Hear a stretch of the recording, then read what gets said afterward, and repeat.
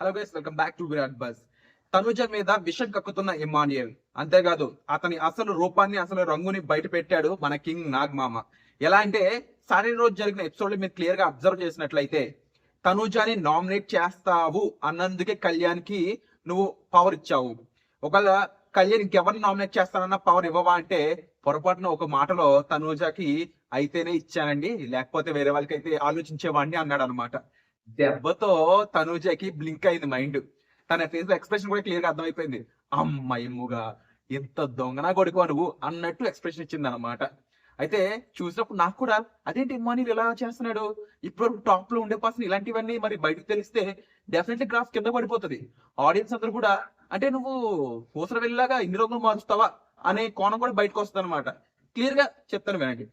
Emmanuel అనే person తనూజాకి voting పెరుగుతుంది, Tanuja performance బాగుంది అనో, లేకపోతే కళ్యాణ్ తనూజ మధ్య బాండింగ్ విడదీయాలనో చేసినట్టే ఈ పని ఉంది. ఎందుకంటే కళ్యాణ్ అనే పర్సన్ తనూజ కాకుండా ఇంకెవరిని నామినేట్ చేస్తానన్న పవర్ ఇవ్వడానికి ఆలోచించేవాడిని అంటే అర్థం ఏంటి? అండ్ ఇంకో మాట కూడా అన్నాడు ఇమాన్యుయల్, అసలు కళ్యాణ్ తనూజని ఎందుకు నామినేట్ చేస్తున్నాడో తెలుసుకోవాలి, అందరికి తెలియాలి, తనూజకి తెలియాలి. అంతేకాదు కళ్యాణ్ తనూజని నామినేట్ చేయనప్పుడు వెంటనే ఇమాన్యుయల్ లేచి నువ్వు తనూజని నామినేట్ చేస్తావు కదా అని అందరికి తెలిసేలా చేశానండి అన్నాడు. దీని అర్థం ఏంటి? కళ్యాణ్ తనూజ మధ్యలో బాండింగ్ విడదీద్దామనేనా? మరి ఇమాన్యుయల్ అసలు ఏమనుకుంటున్నాడు? ఇమాన్యుయల్ మైండ్ లో ఏముంటుంది? ఇమాన్యుయల్ రంగు ఇదేనా? మీరేమనుకుంటున్నారో కామెంట్ చేయండి.